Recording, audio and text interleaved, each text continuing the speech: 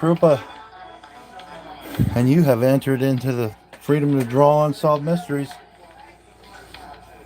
Today's case is a mysterious death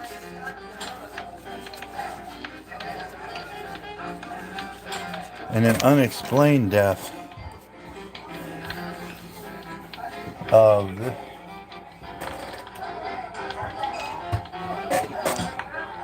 this guy. His name is Isidor Fink, and this happened in 1929.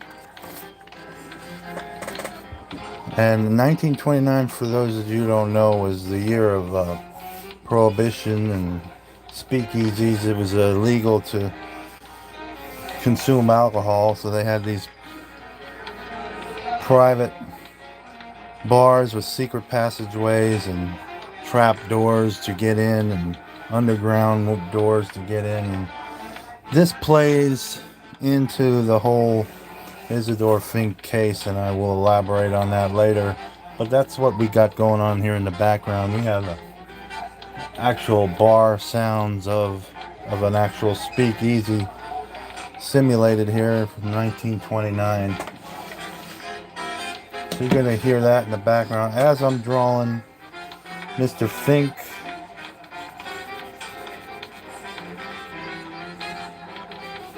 His mysterious death has been unsolved since 1929, almost 100 years now.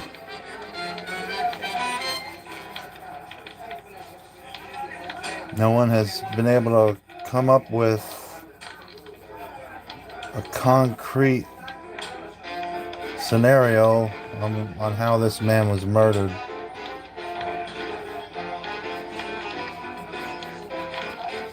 He was murdered. The mysterious death of Isidor Fink. On March 9th, 1929, Isidor Fink, a laundry operator in New York City, was working late into the evening.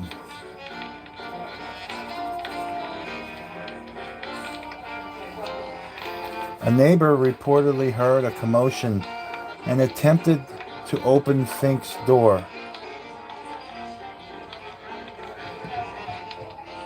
to check on him, but it was locked.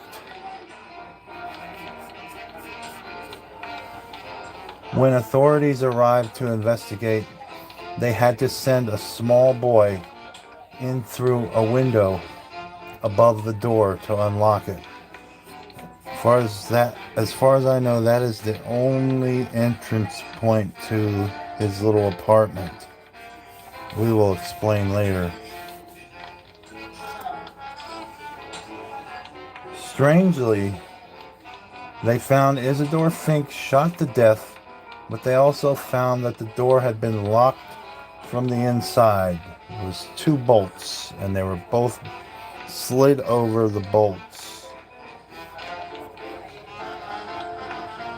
Police immediately ruled out suicide because there was no gun or other weapons were found near the corpse or in the apartment.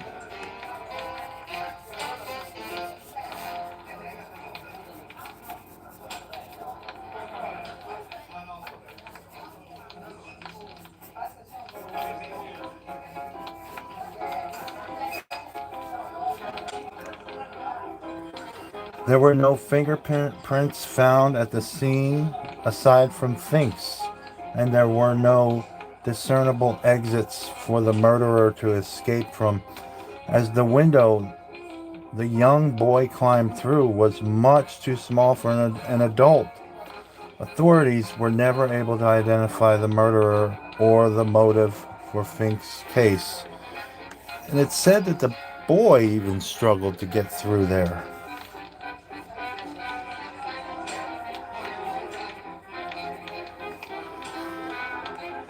So in Harlem, East 132nd Street, New York City, to be exact.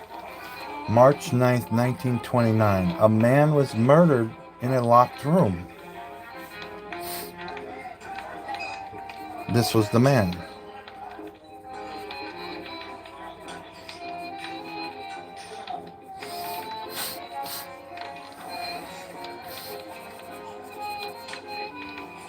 His body was found shot 3 times.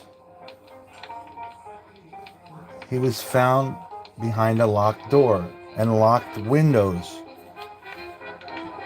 Not just any locked windows, they had bars on the outside and they were nailed shut from the inside.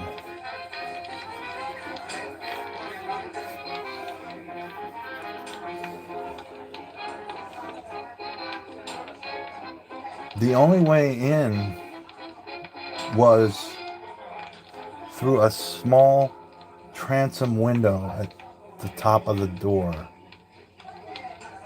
2 shots were directly through his chest, and 1 shot was through his left wrist. There was powder burns, and you can only get these powder burns on you when someone shoots you at close range. So that's what that means.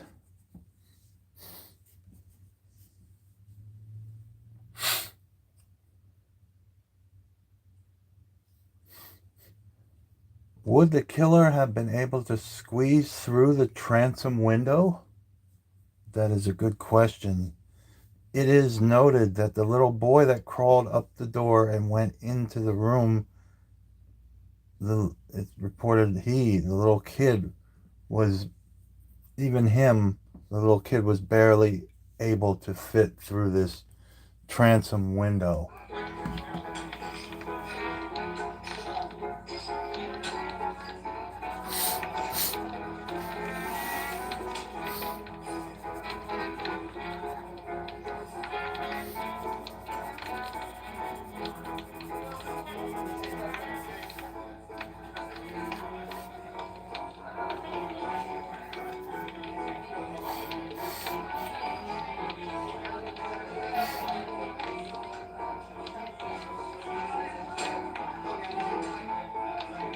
Fink lived in a rough neighborhood.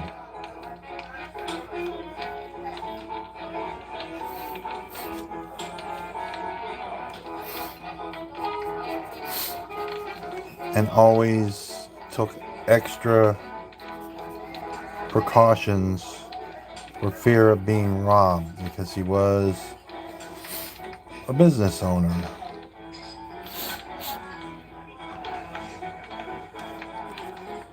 Who am I drawing, mate? I am drawing Isidor Fink. Says it right here, buddy.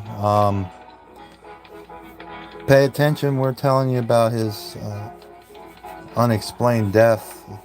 It's never been solved for 100 years now.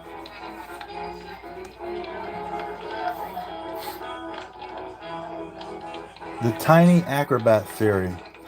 This theory is what is made because they say that a small acrobatic adult who may have been like a midget or a dwarf, they say, this is just a theory now, they say he was able to get through the transom window and pull off this murder. But then again, you don't have a motive.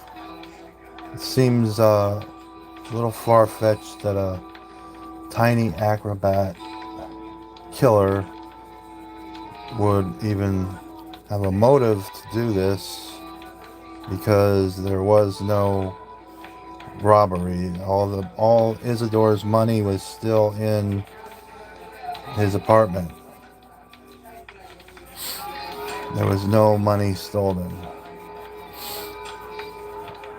And even if it was a child killer and not a tiny acrobat dwarf like they theorize here, After he shot him and stuff like that and killed him and cleaned up, wouldn't he? It would have been easier of him just to exit out the front door and flee into the night. But that's overruled by the two bolted doors that were found locked from the inside.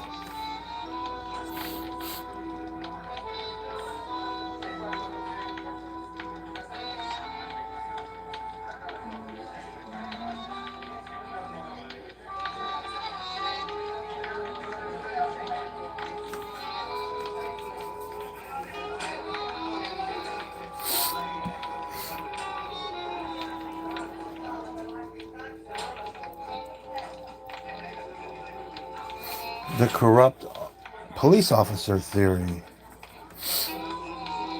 Or was the police officer that responded to this case, was he lying to cover up something corrupt? Remember, this was the Prohibition days, and even the police were trying to make money off of the buying, the selling of alcohol. Was this corrupt cop going to business, just trying to shake all the business owners down for money and favors? Something went wrong and Isidor here was killed, and they covered it all up.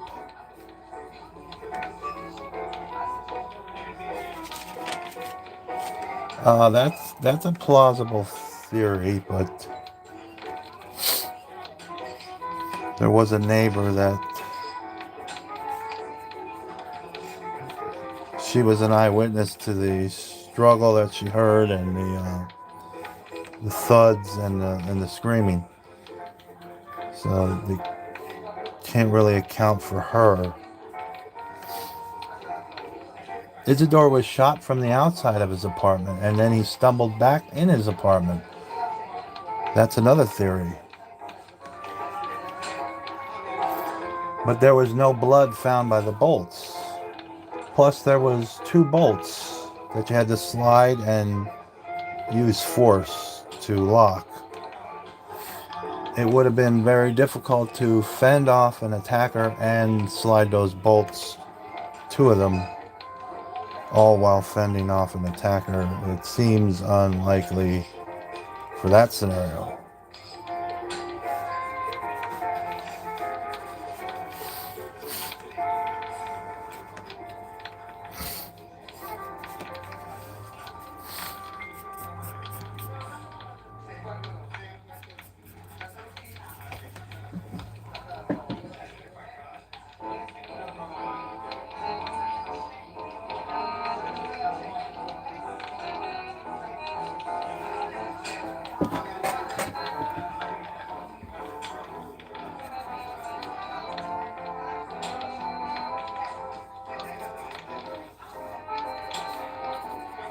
Medical anomaly.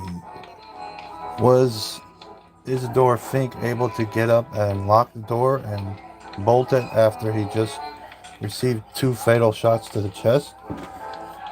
Did Isidor know his killer and let them in his place and then shoot him and run? They say people can do things after they've been shot, still function. Isidor was a laundry business owner, and there was no money missing, and the cash box was full and untouched. So the motive, doesn't seem like there was a motive for robbery. The medical examiner kind of came back over the years and pissed in line of everybody's Cheerios because he said the location of the bullets in his body would have killed Isidor instantly. Still, there are other cases out there where people have been shot with fatal shots and they still manage to walk about and even run, even communicate after being shot in the chest. People have been shot in the head and were able to take themselves to the hospital and check themselves into an ER, and then they died. So this theory has some credibility.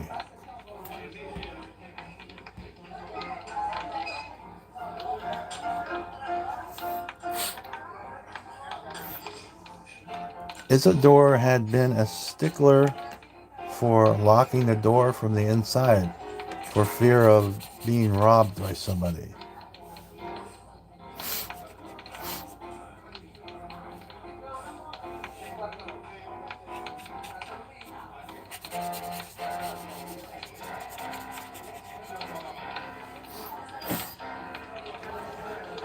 He was in a rough neighborhood, and there was robberies all over New York during the Prohibition days.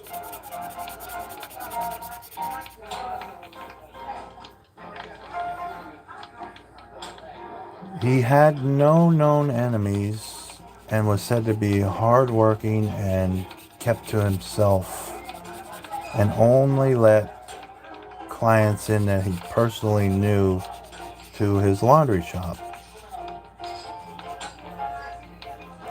So there doesn't seem to be a motive for his death.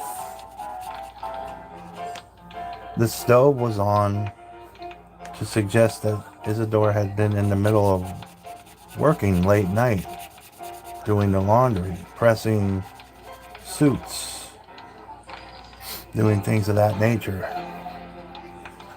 So it's likely to assume that Isidor was working during the time of his death.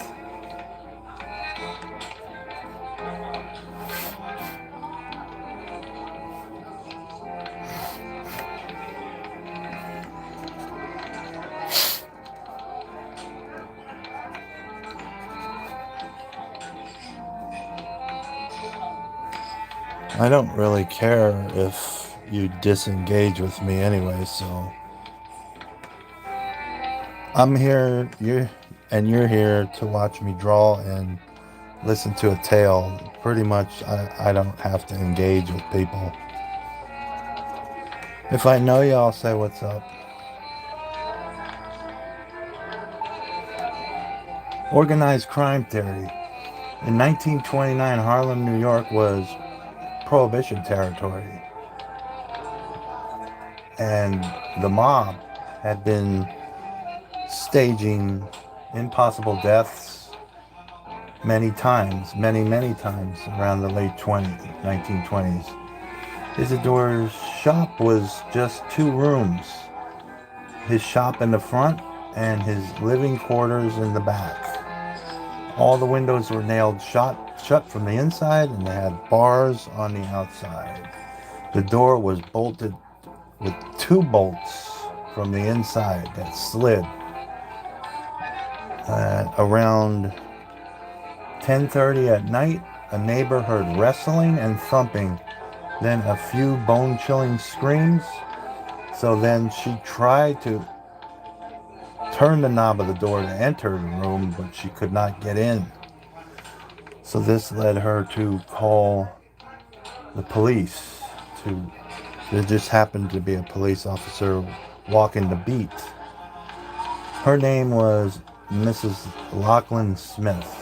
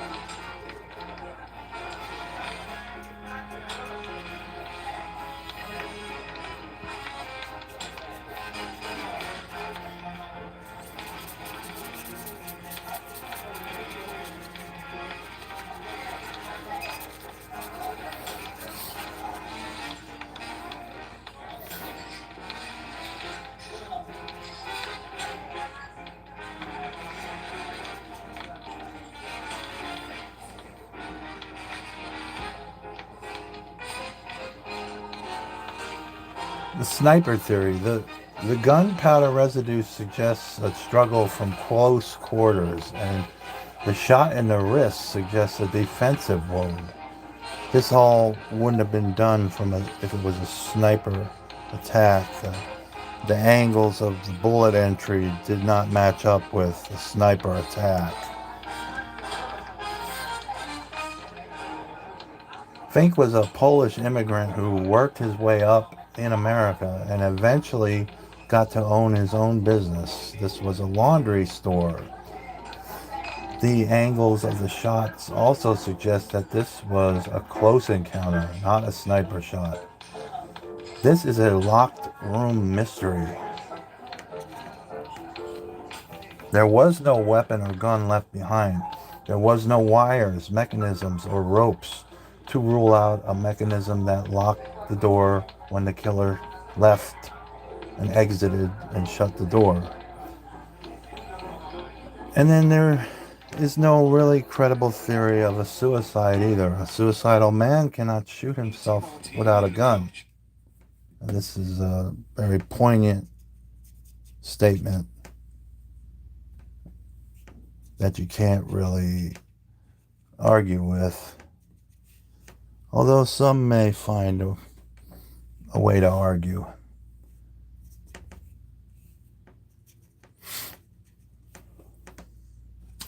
It was not a suicide, though. The room was undisturbed and showed that there was likely no struggle.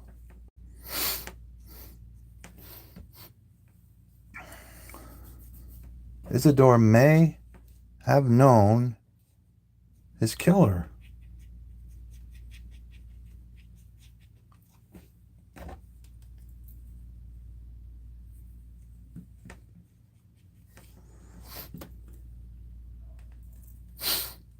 Secret passage theory, secret passageway theory.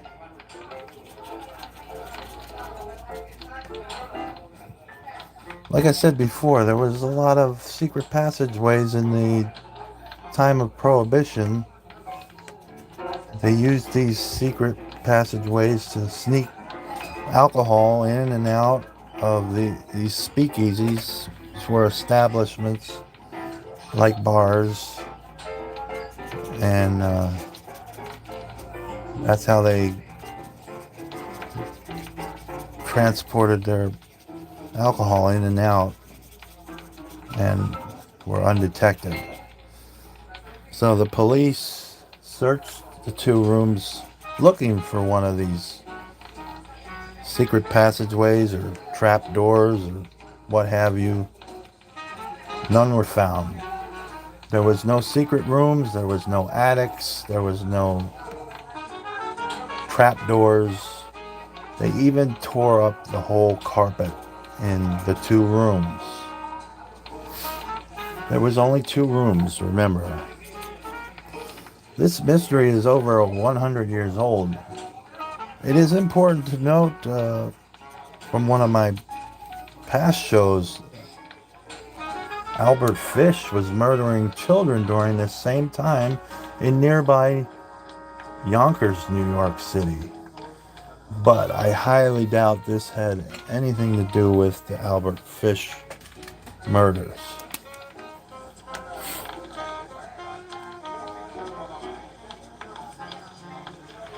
Excuse me.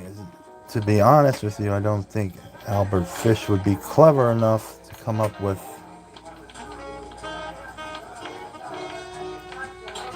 a crime like this. And it was a crime because I do believe this man was murdered. This was not a taking of one's own life. No way.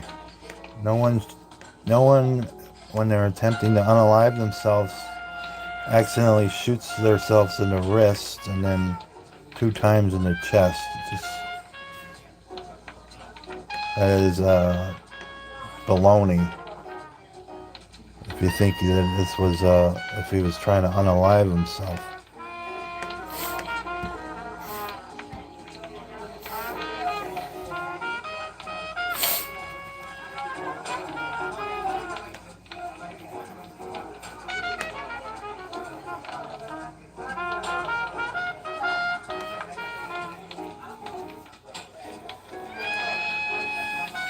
This does remind me of a case that happened in Northeast PA in a little town called Wilkes-Barre.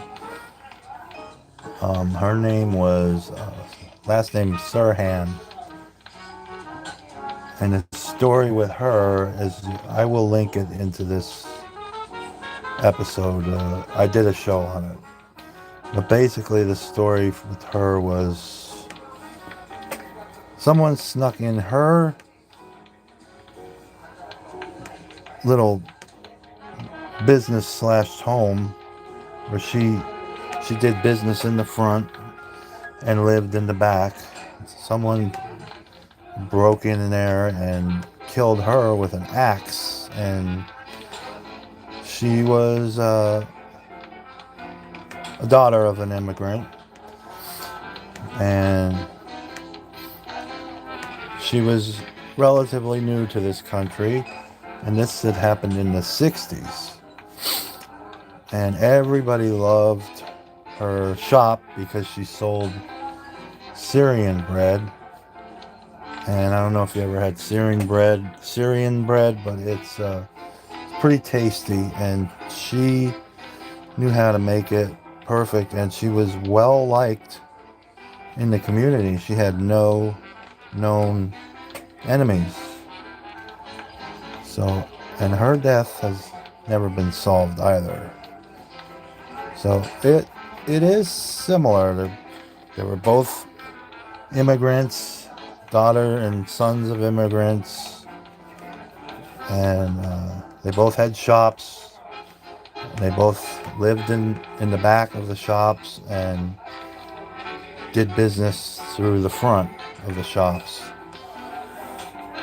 Although the one with the Sirhan was, she wasn't as strict with the locking of the doors and stuff as Isidor was.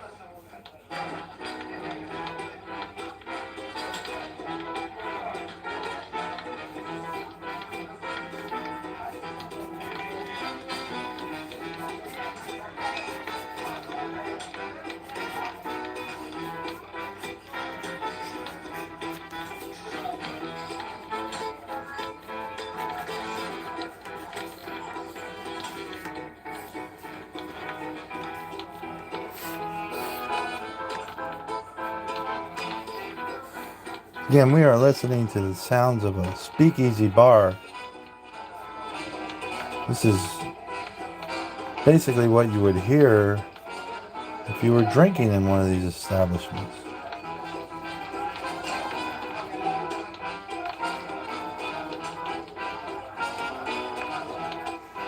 We are taking you back to 1929 in this episode.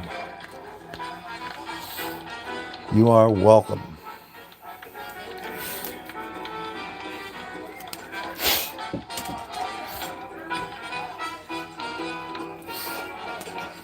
This one final theory is a bit of a stretch, but I think it makes a lot of sense.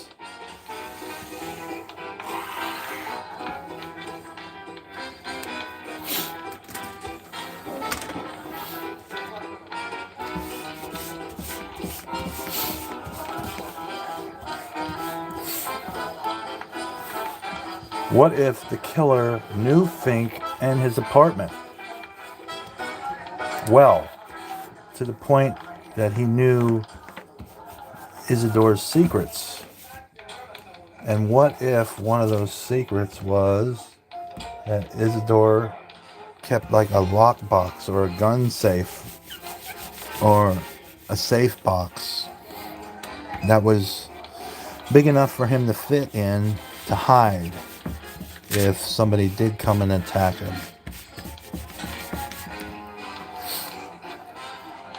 And what if this killer knew where it was and knew about it, and he attacked him, well, after he let him in. And what if Fink fended him off as he was trying to get into the safe box, and the attacker, it was almost fended off, but the attacker managed to get off a shot, which hit Isidor in the left wrist. After being shot like that, Isidor probably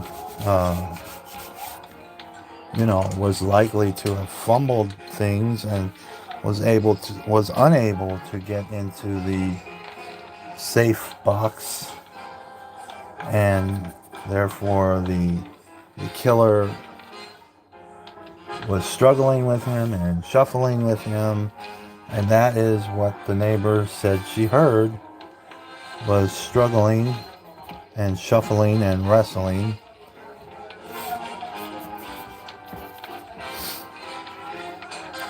And a struggle ensued. This would be the scuffling that the neighbor heard. Then when he was about to shut the box to hide in it, the killer shot him in the wrist, resulting in a bone-chilling scream.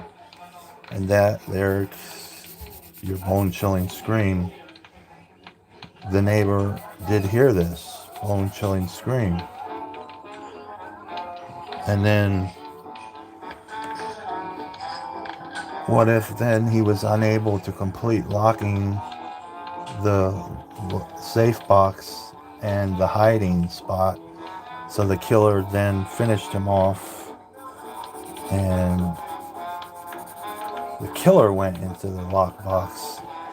But before he went into the lockbox, he cleaned up the area, locked both the bolts on the door from the inside, and then he hid in the lockbox. Because he probably did sense someone had witnessed the sounds of the struggle, because the neighbor did say that she tried to turn the handle and try to gain access into the apartment. This is all consistent with what the neighbor, Mrs. Lachlan Smith, while making our lives. So the killer then finished him off with the 2 shots to the chest, then cleaned up the area, locked the bolts from the inside, both the sliding bolts, and hid in the lockbox. He sensed someone had witnessed the sounds because the neighbor said she tried to open the door. Killer then hid in the box until the boy opened the door.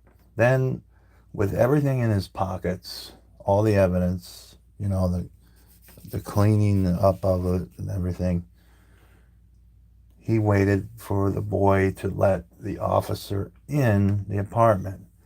As soon as he saw the coast was clear, the killer simply tiptoed out of the apartment and disappeared into the night.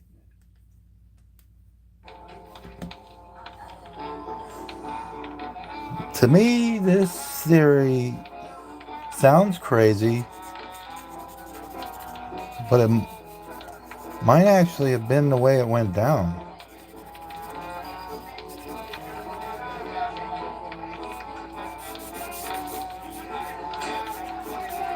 It sounds pretty outlandish and far-fetched, but everything makes sense.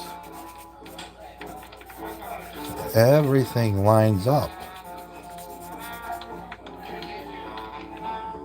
We will probably never know the exact circumstances of how Mr. Fink met his demise. But it is fun to go down these rabbit holes and try to figure out the mystery of this 100-year-old unexplained death.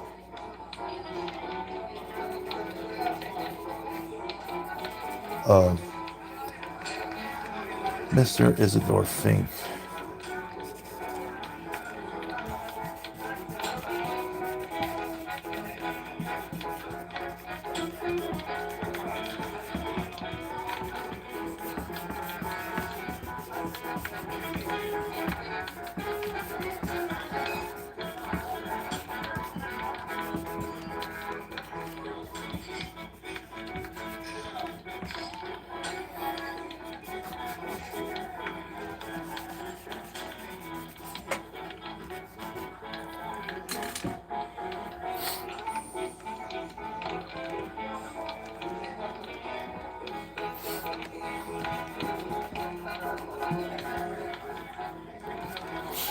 So this is what he looked like.